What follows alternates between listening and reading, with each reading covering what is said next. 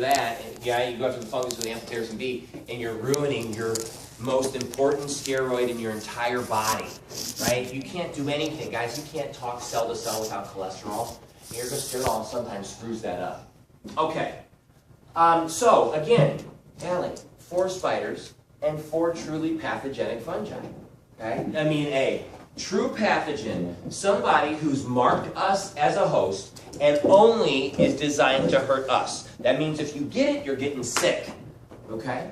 Everybody else is opportunistic, but again, as Miss Batts said, even this idea, again, as I was just poo-pooing black mold, if I drew a bell-shaped curve, right? The media makes us think that, oh, black mold, this is where it's at, If you see black mold, right? Whereas actually Miss Batts is over here at the tail end saying, well, in my house, unfortunately, the dynamic was we had an extraordinary amount, an extraordinary number of black mold spores, so it really kind of swamped out any kind of biology to fight it. That's a special circumstance, okay? That's often true with anything, guys, right? Anything too much is going to be bad. But again, what I was saying, to repeat myself for the 3rd or 4th time, I'm talking about pulling out drywall. I'm like, oh my God, there's black on the drywall. That's black mold. Bleach, Lysol, right? It might be worse for you guys to spray the entire basement with Lysol than it would just to be to kind of gently throw the drywall in the trash, okay? Because that level, especially when we're healthy like we are, doesn't hurt anybody, okay? You gotta have a particular kind of threshold for this stuff. Okay. Let's see. What makes the black mold, for example, be an opportunist? What makes Candida albicans, again, a little itchy, no, can kill you, okay? Candida can kill you if some of these things are part of your lifestyle, okay, part of who you are. Invasive medical procedure. That's a good old-fashioned way, guys, of saying wrong place, wrong time. That's the problem with food poisoning and E. coli. Why is E. coli food poisoning if it lives inside of me? Well, it's not supposed to be in your mouth. It's not supposed to be in your esophagus. It's not supposed to be in your stomach, guys. There's one place, well, 2 really, but one major place, your small intestine. Wrong place, wrong time, we got a major problem. And that is a very, very, very common theme, guys, in getting sick. Wrong place, wrong time. A normal staph epidermidis could kill you if you put it in the wrong place at the wrong time. And that's what that means, invasive, putting it inside your body, okay? Medical therapy. Medical therapy, guys, sometimes, you know this, you can take chemo and get super, super sick, right? Where, what is it, guys? Humira, right? That, 30 seconds out of the 31 seconds in the commercials talking about side effects and problems with taking it. And with Humira, what do they try and do, guys? Is it psoriasis? Is that what it is? Okay. Psoriasis, but the problem is, that is an immune suppressor. So the reason, psoriasis is an autoimmune thing, where basically your antibodies are fighting your skin and you end up having a rash. And you go get your hair done, you have to say some scaly scalp, who cares? Okay. Well, we've got a drug that kind of makes that go away, but you can't have, you hear the commercial, don't have any infection. And when I was listening the other day on the commercial, I looked down, I cut myself several times this past week, I looked down at my hands like, damn, thank God I don't have psoriasis. Really what it was is, I looked at my kind of, little cut that's infected a little bit, and I said, man, any infection at all? And I'm thinking to myself, hell yes.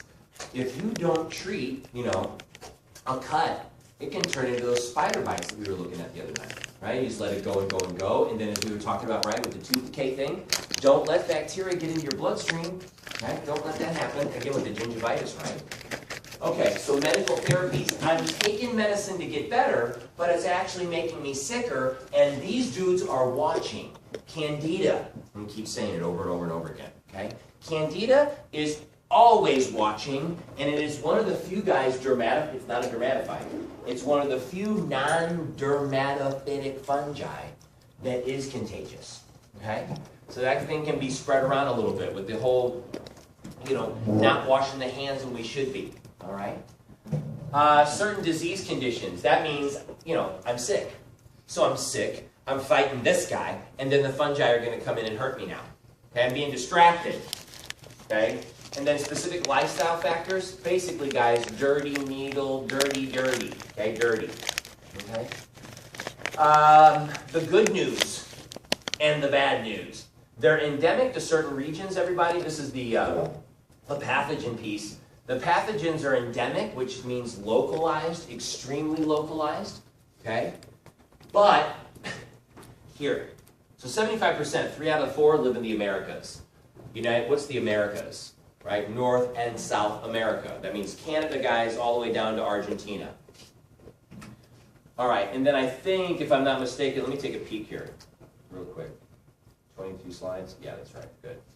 So I cut this down dramatically. I just want to figure out, I want to talk to you guys about the diseases and a little bit of some therapy stuff, okay?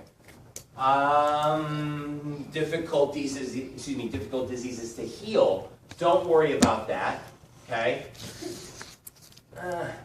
Not heal, guys. Let's say, when you say heal, that means something. Why don't we cut that word and say fight, okay? They're most difficult to fight. Right? Heal is just something different there. It doesn't really sit well with me. Let's say they're difficult to fight. Healing means you're kind of maybe on your way. All right? So these guys are difficult to fight. And I don't need you guys to know about T-cell mediated immune response, right? That's kind of why this is chapter 22. Right? Chapter 16, we talk about T-cell mediated immune response. All right? What I want you guys to know right now is that really, fungi, extremely similar to us. Okay, why do we go through the BS of saying biochemically? Well, because that's the level where we're the most similar. Okay, we don't look the same, but if you look down at the molecular level, guys, we got a lot of things in common. And the problem with that is that we have very few targets. Remember, bacteria are easy to fight. Most drugs that we have, are antibacterial because those things are so different from us. We got a million ways that we can target things to hurt them and not us. With fungi, nope. Antifungal drugs can harm human tissues in a big way. Human tissues, okay, not human molecules. That's what amphotericin B does. Okay? Ergosterol, guys, and amphotericin B. Ergosterol is the big fancy word for this kind of medicine. And it's the most common medicine prescribed, all right? But it's also very, very harmful, potentially. I told you guys the reason why, okay, but I'm going to say it again. All right? The reason why is because ergosterol, very, very similar to cholesterol. And if your amphotericin B starts binding to cholesterol, your base steroid from which all other steroids and hormones are made, right? You have an extremely difficult time moving forward, right? Extremely difficult. All right, gotta have cholesterol. That's another thing about the media, right? Cholesterol-free everything, as I said. It's one of the best molecules you gotta have. What's the thing about cholesterol? You just can't have too much. All right. Let's see. Opportunists. Two-step treatment, don't worry about. Okay? Treatment and diagnosis, everybody, that's really not the focus of this class. We want to know about the biology of these organisms and the drugs that we use, okay, in certain cases, but not really talking too much about diagnosis. All right, so this antifungal vaccine, if it's hard to fight them, then vaccines are hard to make. Okay? Does everybody understand what a vaccine is? Let's talk about it. A vaccine is a dumbed-down version of the bad guy that we make on purpose by design in a laboratory. And the reason why we want to do that, why would we do that, is because of our immune system, guys. We want to add a dumbed-down version of the bad guy and let our immune system look at it and build up antibodies against it. Okay, when we get a vaccine, sometimes we get a little cold symptoms. That's because it's like the cold virus. You should get a little bit sick if the virus looks good enough to stimulate your immune system.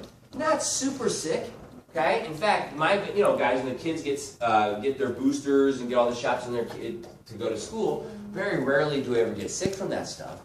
Okay, but we've all gotten vaccines. Measles, mumps, polio, all kinds of good stuff. It's the idea that we've got a bunch of army cats ready to fight. if we ever get mumps, we got antibodies that have already seen it.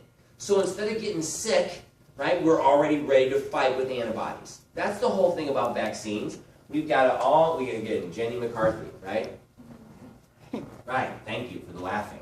Now you might not, key in too much on Playboy model opinion about higher level, clinical pathology. I'm just saying, she might be a PhD, guys, I'm not sure.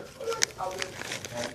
And by doubt it, I mean I know she's not, because I did go and check, and she's just kind of a cute chick with a big mouth. And what has happened with this kind of Jenny McCarthy thing is he's got all of y'all thinking that vaccines are wrong, and vaccines are evil, and vaccines are required. Ask any doctor in any clinic, the experts that deal with this stuff. It's always the uneducated folks that seem to be with the loudest mouths about anti-vaccine. Trust me, guys, gotta have them. Gotta have them. You can't go to school without them, right, as a young child. Now, the flu vaccine, I've never had the flu vaccine. I try to eat balanced diet, I try to take vitamins and stuff, and I try to be healthy. If I'm healthy and I don't hang around with a bunch of freaking sneezing heathens, I should be cool. Okay? Sally? Yeah, I know a lot of them try to equate it to autism and everything, so a lot of them are so against the vaccine. Right, well again, right, that was the whole thing, and I'm not even sure about a study, I'm not sure, but I know that doctors aren't talking about that piece as much as Jenny McCarthy is. Okay, that's my problem. What's the authoritarian saying? I don't have any problem, guys, going to an expert and saying, hey man, what do you think? Because Jenny McCarthy is not one. Right? So I want study after study. I want this autism vaccine thing flushed out. I don't hear too many doctors talking about it. I don't. Don't you think we would modify the way that we vaccinate our children? Okay? We would have a whole big, what it would be, we would have a completely different way, right, administratively, right, for our kids that come into public school and private. It's across the board. Got to have your shots. Okay, you got to go get your shots. What are those? They're vaccines, everybody. Okay? We got a whole chapter that we kind of skip that talks about vaccines. You guys don't know enough about anything to have an opinion, if I do say so myself, about vaccines. And when your authoritative resource is Jenny McCarthy, I'm kind of done here. Okay? Right? So again, talk to a doctor that you trust. Talk to your family doctor. Doc, my micro professor, he's got a kind of weird personality. He's real loud. He says stuff off the cuff, and he's just yapping and yapping and yapping. What do you think about vaccines? Because boy, he doesn't like this whole vaccine no kind of thing. The genuine. Talk to your doctor about it. Okay? Don't talk to just me. I'm an academic, guys. I'm out of the textbook. I'm talking about the science. And the science says vaccines are not designed to hurt. Vaccines cure polio, for crying out loud. That's why there's virtually no polio. It's about virtually, because it's coming back. Okay. All right. So, we do have a couple, though. Right? We do have a couple vaccines, everybody. This dude, nasty. This one, super nasty. These are 2 of the 4 bad guys. That's good. That's good. We have 50% of the bad guys that can get us. We've got vaccines for. And then again, Candida. Why would we have, again, yeast infection? I got to have a vaccine. Because sick people, young people, old people, all kinds of folks get hit with yeast infection. Guys, okay? Again, I told you it's contagious. Guys get yeast infections. Okay? Not infections, excuse me. They get contaminated, right? With Candida. And if those guys aren't healthy, they themselves can get hurt just like females. Okay? Katie. So are these like blood infections that you're looking at, or are these 2 also like skin things? When all of them can get in the blood. Okay. Then you start with especially the coccidioides and blastomycosis, you get it by falling down and getting the spores inside your body from some kind of traumatic thing. Kind of how we get anthrax.